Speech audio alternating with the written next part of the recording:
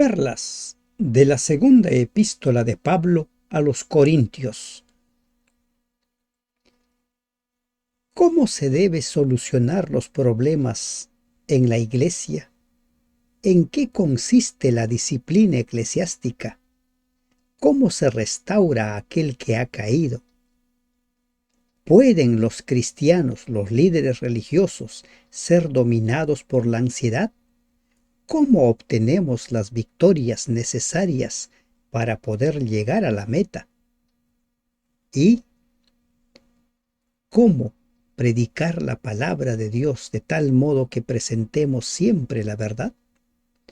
Te damos gracias, Dios, porque nos permites ingresar al estudio de las perlas del capítulo 2 de la segunda carta del apóstol Pablo a los Corintios. Padre, háblanos en esta mañana. Abre nuestro entendimiento para que podamos, Señor, captar tu mensaje. En el nombre de Jesús te lo rogamos. Amén. Buen día, hermanos y hermanas de esperanza. En los primeros 4 versículos de este capítulo 2 continuamos encontrando los motivos de por qué Pablo había pospuesto su viaje a Corinto. Ya dejó en claro en la última parte del capítulo de ayer que no era porque sea una persona voluble, que un día diga sí, otro día diga no, sino porque tenía razones poderosas. Dice en el versículo 1 y 2, esto pues determiné para conmigo, no ir otra vez a vosotros con tristeza. Él quería llegar a Corinto para enseñar el mensaje, que siempre ha sido su propósito, para predicarles, para presentarles a Cristo, pero no con tristeza, no para tener que llamar a los miembros de iglesia, tratar problemas y que la relación se ponga tensa. Y aquí nosotros vamos a aprender cómo debiéramos nosotros solucionar los problemas que hay en la iglesia. Nosotros, los seres humanos, somos muy emocionales. Cristianos o no cristianos, somos muy emocionales.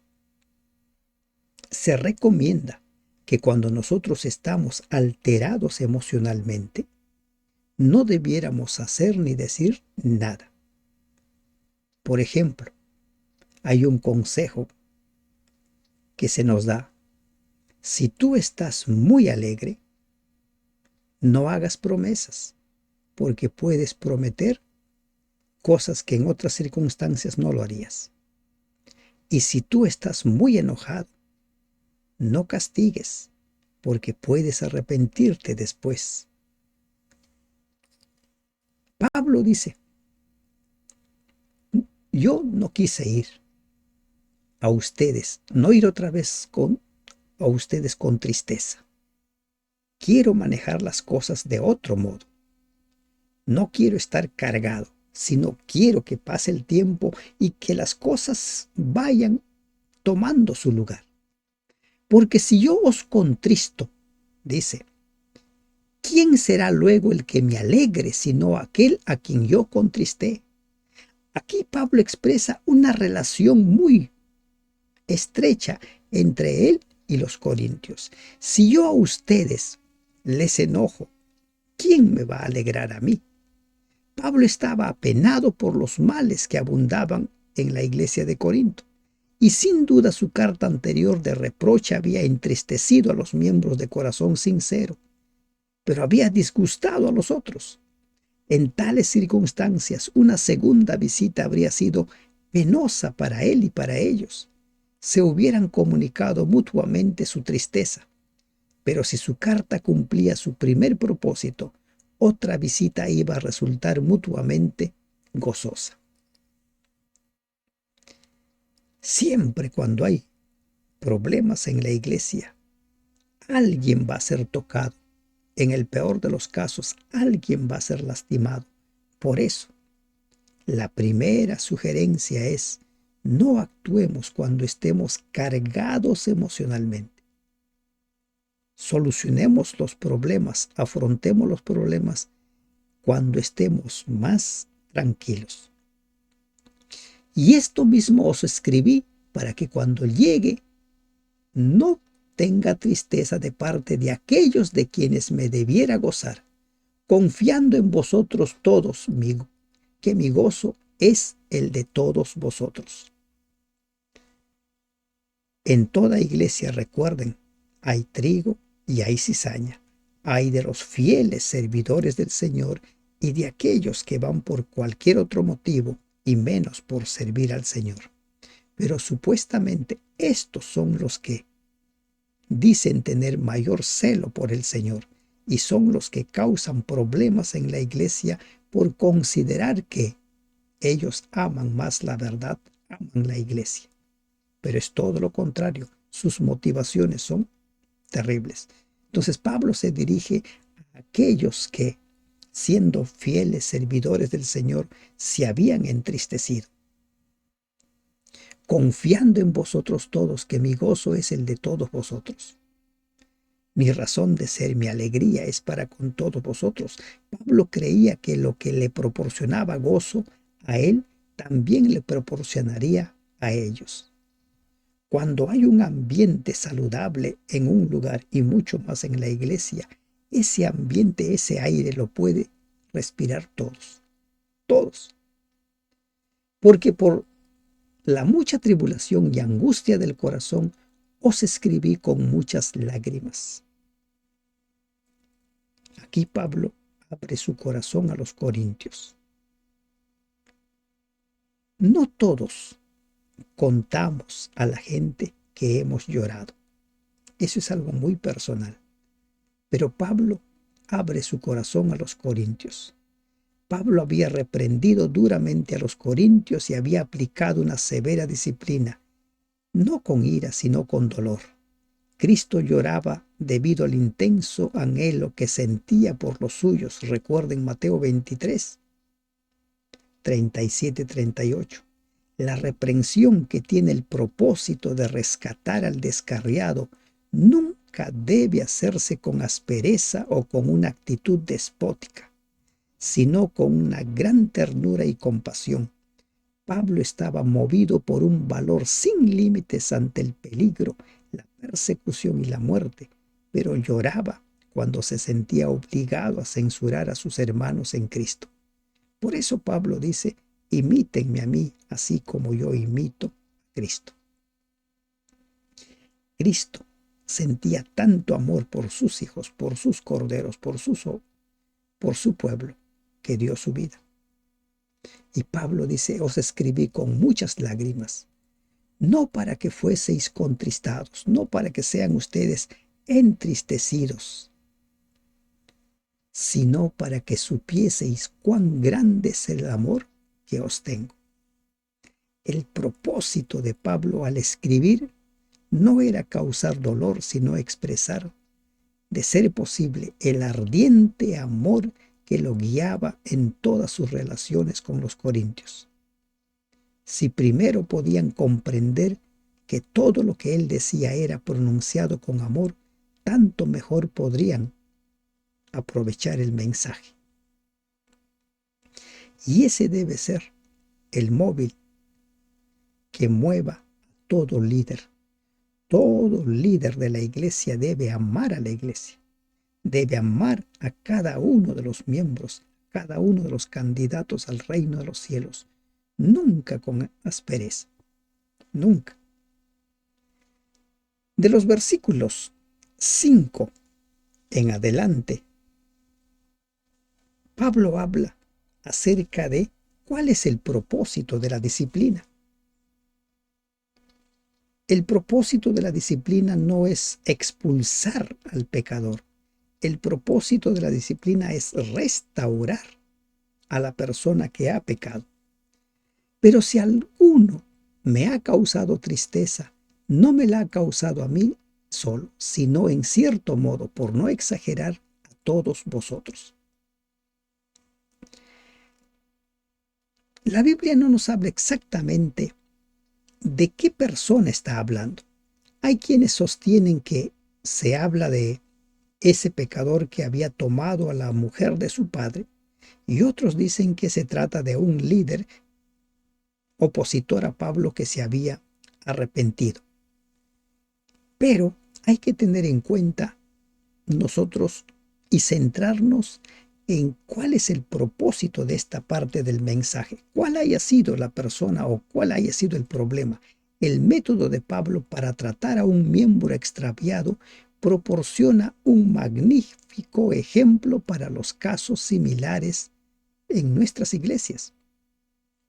La firmeza de Pablo y su severidad con ese hombre mientras permanecía en el pecado fueron sustituidas por una gran ternura una vez que se arrepintió. Entonces Pablo procuró mitigar el peso de culpabilidad y condenación del hombre arrepentido y trató de que recuperara el favor de sus hermanos en Cristo.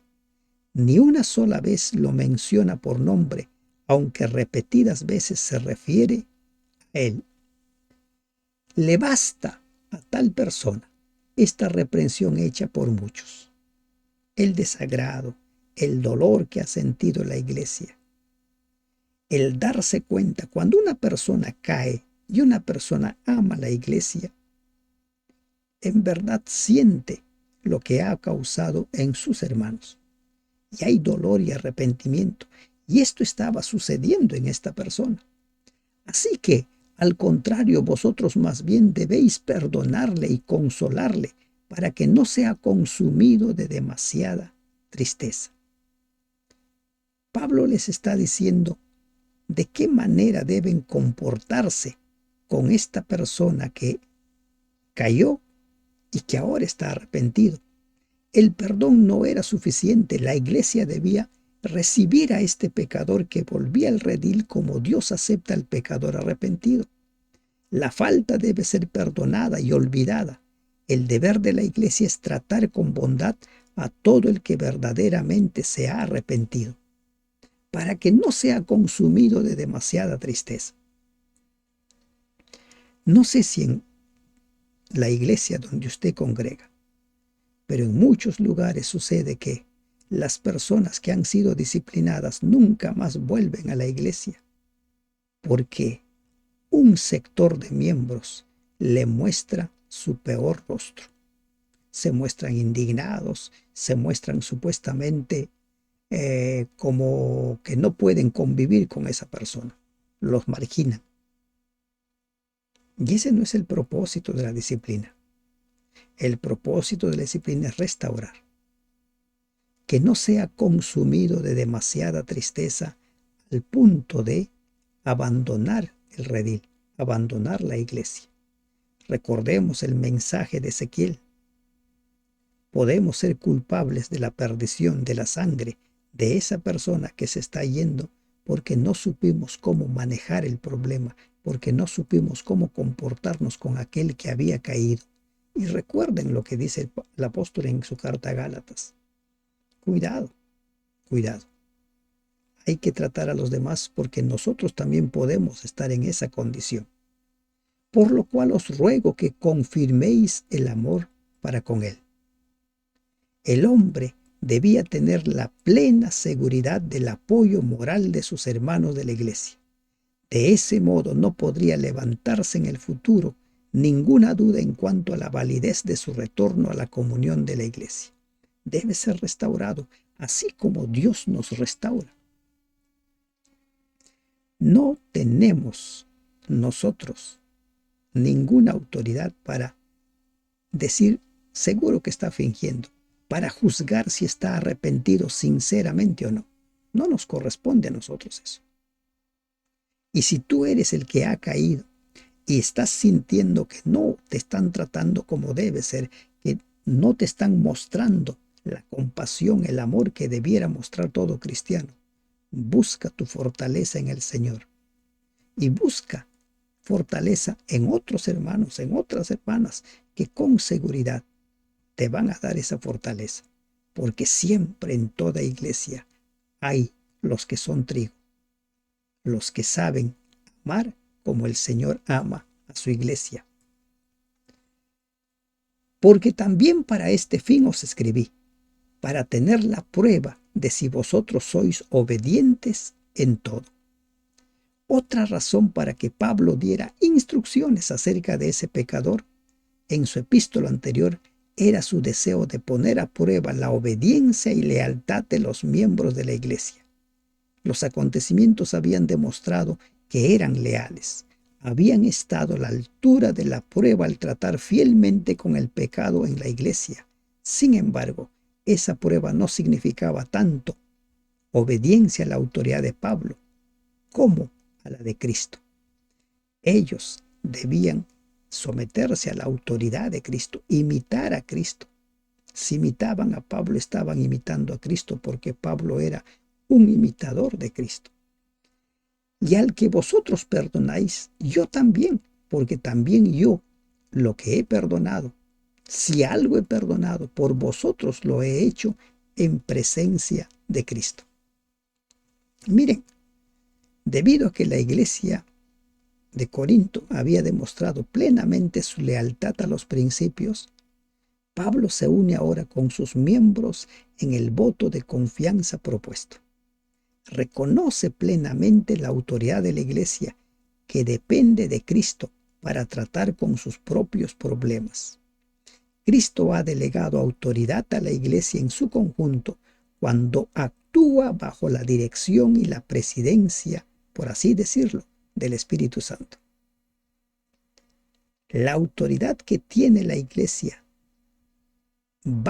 es válida cuando actúa bajo la dirección del Espíritu Santo, cuando sus miembros actúan movidos por el Espíritu Santo, no por revanchismo, no por sentimientos particulares. Versículo 11. Tengamos en cuenta este versículo, para que Satanás no gane ventaja alguna sobre nosotros, pues no ignoramos sus maquinaciones. Pablo había instruido a los corintios a que entregaran al pecador a Satanás. Capítulo 5, versículos 4 y 5 del capítulo 1, con el propósito de que finalmente se salvara. Pero si la iglesia no perdonaba ni recibía de nuevo en su seno al pecador arrepentido, Satanás todavía podría salir ganando. Sale ganando no solo cuando induce a la gente al pecado, sino también cuando no perdonamos a los que se han arrepentido. ¿Y qué dice el apóstol? No ignoramos sus maquinaciones. Satanás procura contrariamente dañar y destruir las almas. Sus ardides se dirigen especialmente contra la iglesia y contra los que quieren seguir a Cristo. A veces, lamentablemente, triunfa porque nosotros nos dejamos llevar, nos dejamos estar y perdemos de vista, en este caso, el propósito de la disciplina. No perdamos de vista el propósito de la disciplina. Las trampas de Satanás funcionan cuando hay un celo apresurado y extraviado en los miembros de iglesia, cuando hay pretensiones ásperas y rígidas de perfección, cuando hay un espíritu crítico y duro, cuando aparece una fría indiferencia ante la suerte de los hombres, cuando se diezman la menta, el eneldo y el comino, pero se pasa por alto lo más importante de la ley, la justicia, la misericordia y la fe.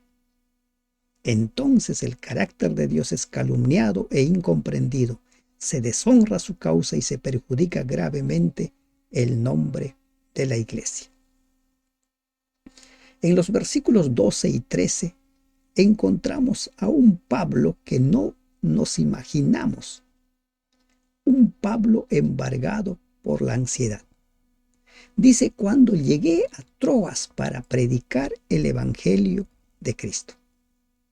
Estos versículos 12 y 13 revelan el profundo afecto personal de Pablo por los creyentes corintios y su interés inalterable por el bienestar de ellos. Había enviado a Tito a Corinto evidentemente para que trabajara en favor de la restauración de la armonía entre los corintios y para que llevara un informe completo de cómo habían recibido su carta de amonestación. Parece que habían convenido encontrarse en Troas, pero Tito no había llegado a esa cita. Y dice, llegué a Troas, aunque se me abrió puerta en el Señor. El Señor le dio las condiciones para que predique. Es evidente que la predicación de Pablo en Troas obtuvo una pronta respuesta. El símbolo de una puerta para representar una oportunidad también aparece en 1 Corintios 16:9. La divina evidencia había abierto muchas puertas para Pablo, incluso la puerta para escapar de la muerte. 2 Corintios 1:8-10. Pablo veía la mano de Dios en la luz y la oscuridad, cuando había buen tiempo y durante la tormenta. Pero ¿qué sucede con Pablo? Dice, no tuve reposo en mi espíritu. ¿Por qué? Por no haber hallado a mi hermano Tito. La preocupación de Pablo continuó hasta que finalmente se encontró con Tito en Macedonia. Tan abrumadora era su ansiedad que no pudo detenerse para predicar en Troas, a pesar de que las perspectivas eran brillantes. Esto demuestra el intenso interés personal que Pablo tenía en sus conversos. No se registra otro caso en que Pablo se hubiera alejado de una puerta abierta. El obrero que tiene más éxito para el Señor no siempre está por encima de profundas emociones que pueden perturbarle e imposibilitarle para continuar su obra durante un tiempo. Mientras la obra en Corinto sufriera una crisis, Pablo no podía ni reposar ni concentrar sus facultades en otras actividades. ¿Y qué hace Pablo? Despidiéndome de ellos, partí para Macedonia. Y aquí tenemos una oportunidad para hablar un poco de la ansiedad. Miren, la ansiedad es aquel sentimiento constante, de inquietud, de no saber, ¿no? No tener respuestas. Y eso nos va alterando, a tal punto que impide que nos concentremos, a tal punto que impide que realicemos nuestras actividades. Y esta ansiedad de Pablo fue tan grande que dejó todo. Dejó incluso esa puerta abierta para ir a Macedonia en busca de Tito.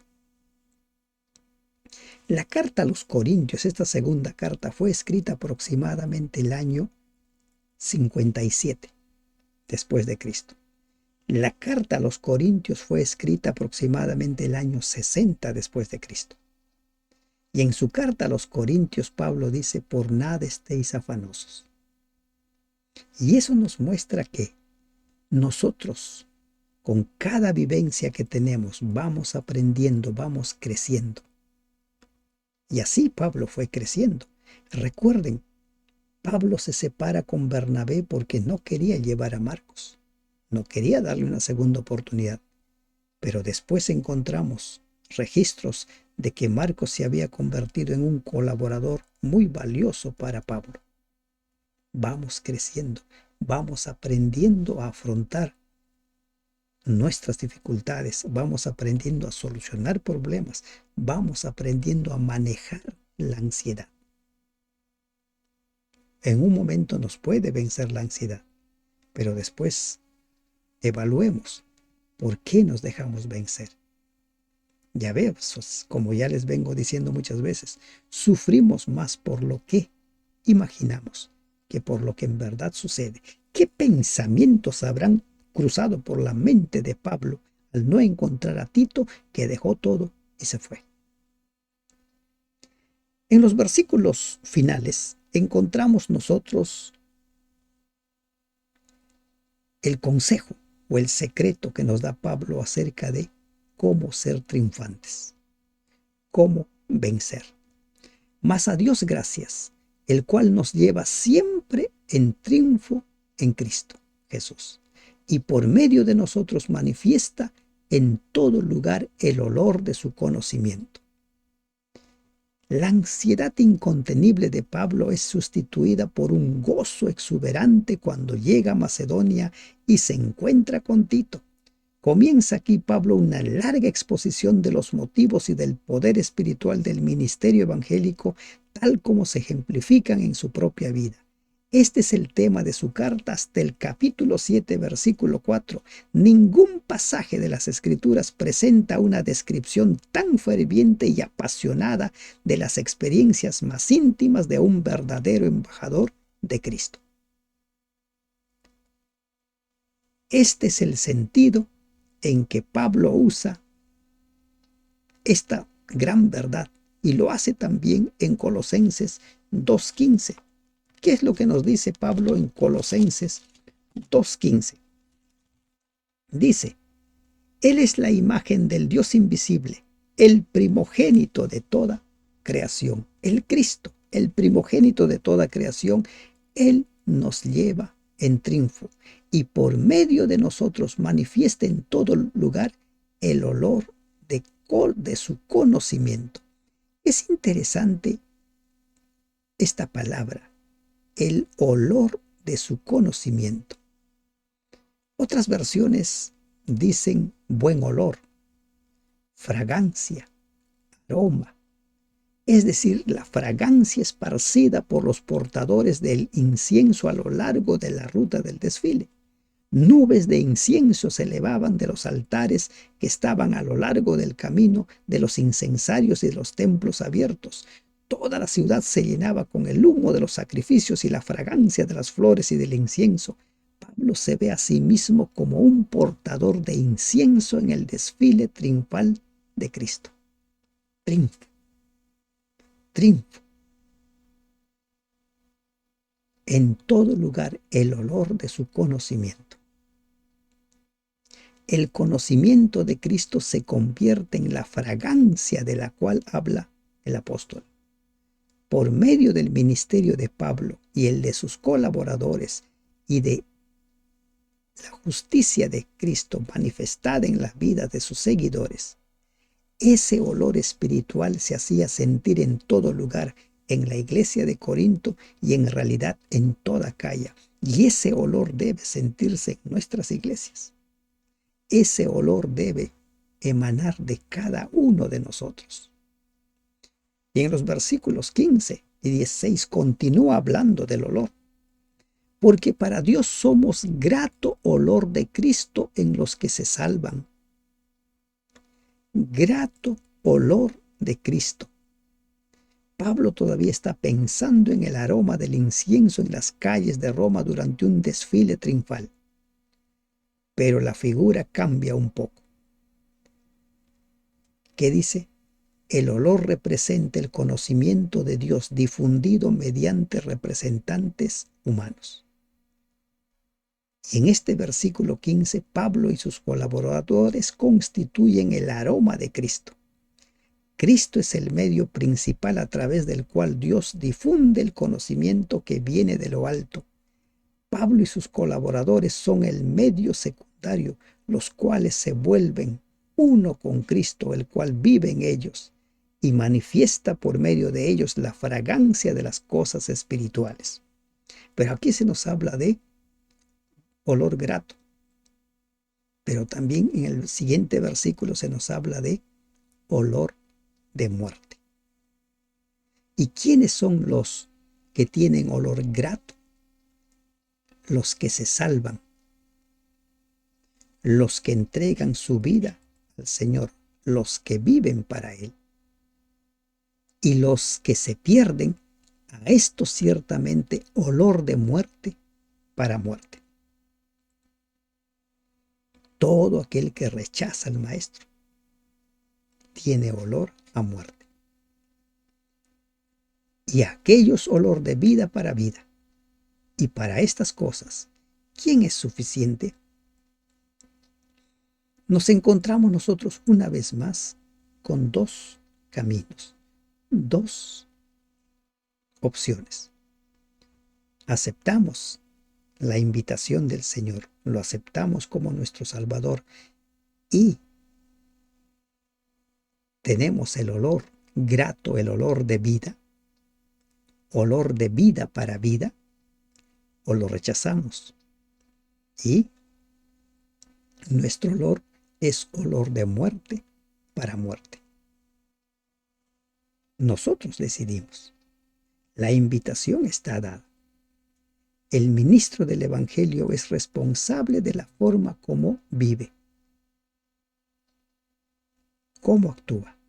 Puede actuar en consonancia con la luz que tiene, en consonancia con el mensaje que tiene, o puede decir y hacer otra cosa y convertirse en olor de muerte. Pues no somos como muchos que medran falsificando la palabra de Dios. Dice Pablo, no somos como muchos. Y acá otras versiones hablan acerca de los que negocian, los mercantiles, los que trafican con la palabra de Dios, los que la falsifican. No somos como muchos, sino que con sinceridad, como de parte de Dios y delante de Dios, hablamos en Cristo. Y aquí hay un llamado de atención para cada uno de los que hoy en día enseñamos la palabra de Dios. O hablamos conforme a lo que está escrito, o vamos falsificando, o vamos presentando medias verdades. Y si presentamos medias verdades, nos convertimos en olor de muerte para muerte. Si presentamos la palabra de Dios y hablamos en Cristo conforme a lo que está escrito, conforme a su verdad, seremos olor de vida para vida. Si eres un predicador, confórmate con el escrito está, y serás un olor de vida para vida, y tus oyentes también serán olor de vida para vida. Pero si medras, si falsificas, si engañas, serás olor de muerte para muerte, y lamentablemente los que escuchan y siguen tus prédicas también serán olor de muerte para muerte. Grandes perlas que el apóstol nos enseña en este capítulo. Cómo solucionar problemas en la iglesia. Cuál es el propósito de la disciplina. Cómo hacer frente a la ansiedad. Cómo vencer en Cristo. Cómo convertirnos en olor de vida para vida, en olor grato en Cristo Jesús. Que Dios te bendiga.